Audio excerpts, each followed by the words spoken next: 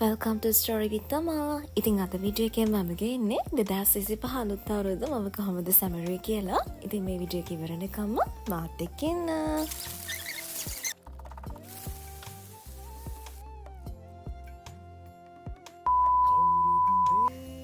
කොහොමද ළමයි? ඉතින් ඔන්න අලුත් අවුරුද්ද සමරලා සතියකුත් ගිහිල්ලා. ඒත් මට බැරි වුණා වීඩියෝස් ටික එඩිට් කරලා ඔයාලට ගේන්න. ඉතින් ඔයාලා මොනවද අලුත් අවුරුද්දට හැදුවේ?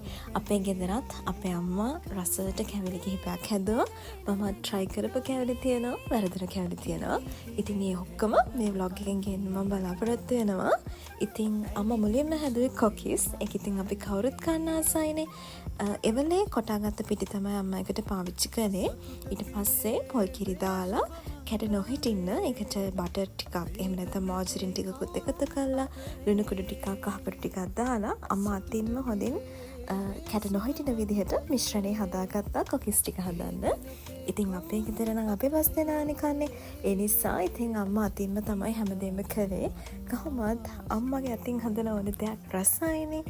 ඉතින් අපි ඇත්තටම අපේ ගෑස් ලිපත් බිමට අරන් තමයි කැවිලි ටික හදන්න ගත්තේ. මොකද එක්කාසීරෝ හිටගෙන ඉන්න අම්මට අමාරුත් නිසා. ඉතින් අවසානයේ මෙන්න මේ වගේ ලස්සන කොකිස් ටිකක් අපිට ආවා. අම්මා කොකිස් හදුවට පස්සේ මටත් හිතුණා මමත් මේ අලුත් අවුරුද්දට මොනවම හරි හදන්න ඕනේ කියලා. ඉතින් පළවෙනි පාරට මම මුංගට කැවුම් හැදුවා. ඉතින් මේක ගැන නම් වීඩියෝ එකක් මීට කලින් මම ඔයාලට ගෙනාවා. ඒත් අලුත් අවුරුද්ද සමරන වීඩියෝ එකටත් මේක ඇඩ් කළත් හොඳයි කියලා මම හිතුවා. ඉතින් කොහොම හරි මුංගට ටිකක් අරගෙන හොඳට සෝදලා ඒ ටික තාච්චියක දාලා හොඳට දුබුරු පාට වෙන්න බැද ගන්න ඕනේ. එහෙම බැදගත්තට පස්සේ ඒ ටික බ්ලෙන්ඩර් එකකට දාලා හොඳට දුඹුරු පහය වෙන්න කුඩු කරගන්න ඕනේ. එහෙම කුඩු කරගත්තට පස්සේ හාල් පිටි ටිකක් අරගෙන අමු ගතිය නැති වෙනකන් හොඳ වැලි ගතියක් වගේ ඇඟිල්ලට දැනෙන ප්‍රමාණයට එනකන් තාච්චියක දාලා හොඳට බැද ගන්න ඕනේ. ඉතින් එහෙම බැදගත්ත හාල් පිටි ටිකට අපි අර කලින් හදාගත්ත මුංගට පිටි ටිකත් එකතු කරලා හොඳින් මිශ්‍ර කරගන්නවා.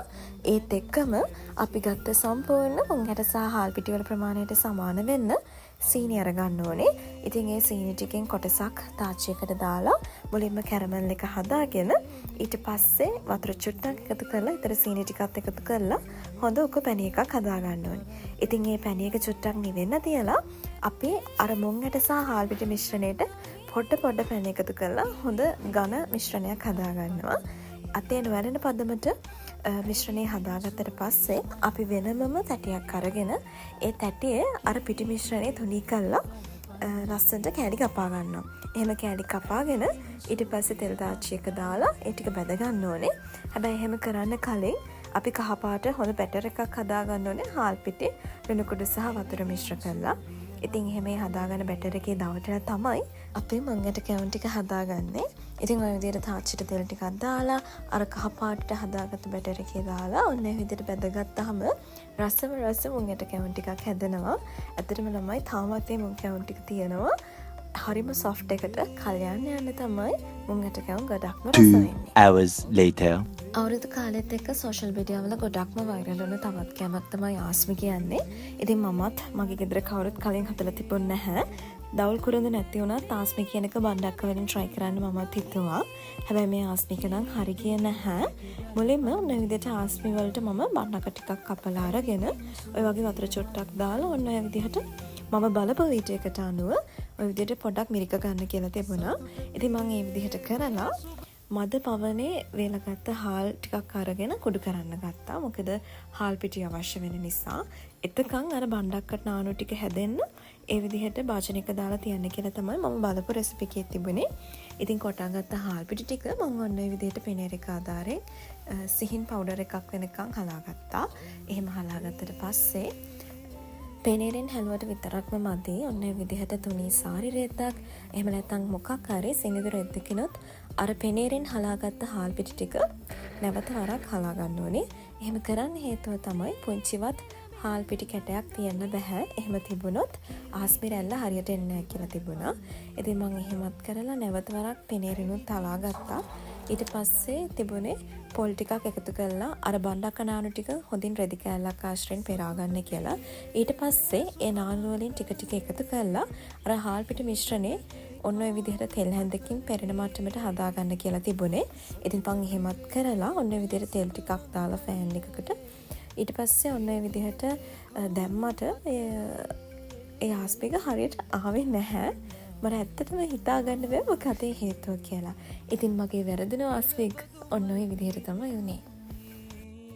වැරදුන ආස්පියෙන් පස්සේ මට හිතුණා try කරන්න ඕනේ කියලා කොණ්ඩ කැවුම්. හැබැයි ඒ කැවුම් වල කොණ්ඩේ නම් ආවේ නැහැ. ඒත් කැවුම නම් ගොඩක් soft එකට තිබුණා. ඉතින් ඒක හදන්නත් ඇත්තටම මම YouTube එකෙන් තමයි බැලුවේ. ඒ වීඩියෝ එකට අනුව නම් පාන් පිටි ග්‍රෑම් 175කට හාල් පිටිත් ග්‍රෑම් 120ක් වගේ ප්‍රමාණයක් දාන්න තිබුණා. ඒ වගේම සීනි ග්‍රෑම් 250ක් 225ක් වගේ දාන්න තිබුණා. මම ඒක නම් බ්ලෙන්ඩර් එකේ ග්‍රයින්ඩ් කරලා අරගෙන තමයි දැම්මේ. ඒ දාලා හොඳ උක්කු බැටර් එකක් හදාගෙන පැයක් විතර පිපෙන්න තියන්න තිබුණා.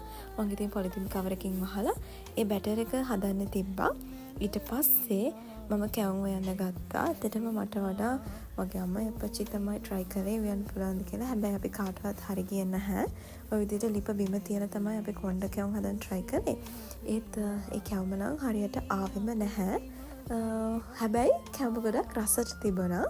ඉතින් ඔන්න ඔය විදිහට තමයි වැරද්දට මගේ කොණ්ඩ කැවුම හැදුනේ. වරද කිව්වහම තවත් නැතුවම බැරි දෙයක් චොක්ලට් කේක් කියන්නේ. ඉතින් කේක් කැල්ලක් නැති අවුරුදු මේසයක් නැහැනේ. ඉතින් අපේ ගෙදරත් අපේ නංගි තමයි චොක්ලට් කේක් එක හදන්න පටන් ගත්තේ. ඉතින් යා විදිහට පාන් පිටි ග්‍රෑම් 250කට චොක්ලට් පවුඩර් ග්‍රෑම් 30ක් පමණ එකතු කරලා තමයි විදිහට මිශ්‍රණය හදාගත්තේ. ඊට පස්සේ මාජරින්, සීනි, ඒ වගේම බිත්තර 250ක් වෙන්න දාලා ඔය විදිහට යා අතින්ම බීට් කළා. මොකද මගේ අතින් එදා බීටර් එක හැදුනා. ඉතින් මට බැන ඔන්නකොම කොහොම හරි එයා මිශ්‍රණේ හොඳින් මිශ්‍ර කරගත්තා. ඊට පස්සේ එකට මේ විදිහට චොක්ලට් පවුඩර් පාන් පිටි මිශ්‍රණෙත් එකතු කරලා oven එකේ හොඳට හදාගත්තා. ඒ වගේම එකට කිරිත් එකතු කරලා තමයි කේක් මිශ්‍රණය හදාගත්තේ. ඉතින් නිවුනට පස්සේ ඔන්න ඔය විදිහට කිරි ටිකක් එකතු කරලා එකට උඩින් අයිසින් එක දාලා කජු ටිකක් උඩින් දාලා ඔන්න ඔය විදිහට නංගි ලස්සනට චොක්ලට් කේක් එක හැදුවා. සිංහල අලුත් අවුරුද්දට තවත් නැතුවම බැරි දෙයක් තමයි සිංහල අච්චාරු කියන්නේ. ඉතින් හැම අලුත් අවුරුද්දටම අපේ ගෙදර නම් අනිවාර්යෙන් මේ අච්චාරු එක හදනවා. ඒත් මට සම්පූර්ණ වීඩියෝ එකක් ගන්න නම් කාලයක් තිබුණේ නැහැ. ඉතින් අමු ගස් ලැබු, අමු මිරිස්, රතු ලුණු මේ වගේ දේවල් දාලා තමයි සිංහල අච්චාරු අපේ අම්මා හදන්නේ. ඉතින් මේකට අබ විනාකිරි දාලා කල් තියාගන්න පුළුවන් විදිහට තමයි මේක හදාගන්නේ. තවරද කැවිලි මේසෙට තියන්න අවසාන කැවිලි වර්ග විදිහට අපේ අම්මා හැදුවේ නාරං කැවුම්. ඉතින් ඒක මොන විදිහට පැණි පොල් ආශ්‍රයෙන් තමයි අම්මා හැදුවේ. එකට හොඳ තික් කහපාට බැටර් එකක් අම්මා හදාගත්ත හාල් පිටි වලින්ම. ඉතින් මේකත් මාරම රසයි. මං කොහොමද ටිකක් පැණි පොල් දාපු කැම කන ආස නිසා මං හිතන්නේ වැඩිපුරම මේ කැවිල්ල කෑවෙත් මම. ඉතින් ওই විදිහට තමයි අපේ අම්මා අලුත් අවුරුද්දට කැවිලි හදලා ලෑස්ති වුණේ. The next day. සාමාන්‍යයෙන් අපේ ගෙදර නම් කිරි උතුරවන චාරිත්‍ර කරන්නේ මම මට තේරෙන කාලේ ඉඳන්ම. මොකද ඒ නැකතට අපේ අම්මා කිරිබත ලිපේ තියෙනවා. ඉතින් මට මතක විදිහට පාන්දර 4:04ට තමයි නැකත තිබුණේ. ඉතින් ওই විදිහට අපි සාලේ තමයි මේ පාර කිරි උතුරවන්න හිතුවේ. වෙනදට නම් අපි ඇත්තටම කුස්සියේ තමයි කිරි උතුරවන්නේ. ඉතින් ඔන්න ඔය විදිහට අර ගින්දර සැර නිසා මං තනියෙන් තමයි කිරි කලේ ලිපෝඩින් තිබ්බෙත්. ඔන්න ඔය විදිහට අපි කිරි උතුරවන්න ගත්තා. ඇත්තටම පාන්දර නිසා අපේ නංගි මල්ලිත් ඉන්නේ අප්පච්චි. ඉතින් අම්මා කුස්සිය කිරිබත් එක ලිපේ තියනකොට මමයි අපේ කිටි තමයි කිරි උතුරවන්න ඉතුරුනේ. ඉතින් ඔන්න ඔය විදිහට අපේ කිරි මුට්ටිය ඉතුරුනා.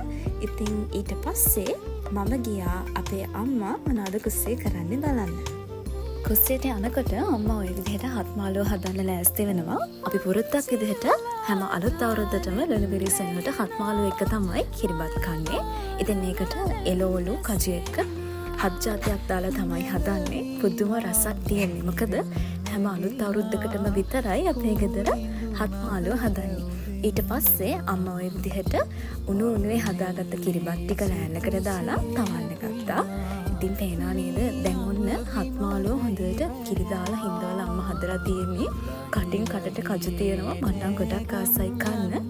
ඉතින් මම මේ විදිහට ලෑස්ති වෙනකොට මං හිතුවා කැවිලි මේසෙ ලෑස්ති කරගන්න ඕනේ කියලා.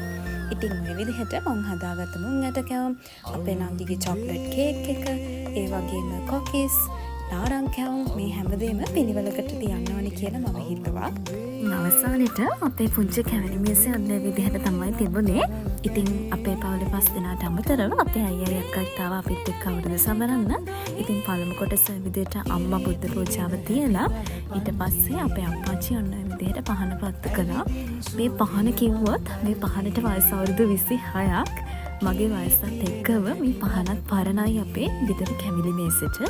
ඉතින් ওই විදිහට අම්මා අප්පාච්චි හැමෝම පහන් පත්තු කළ ඉවර වෙලා කැවිලි බෙදාගෙන අලුත් අවුරුද්දේ අලුත් නැකතට ආහාර අනුභව කරන්න පටන් ගත්තා.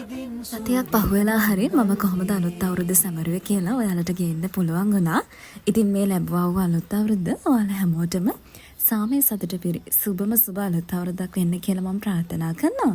ඒත් එක්කම මේ වගේ තවත් ලස්සන වීඩියෝ එකක් අරගෙන ඉක්මනින්ම මම ආපහු එන්නම්. මතක ඇතුව ස්ටෝරි එක තමයි සබ්ස්ක්‍රයිබ් කරන්න.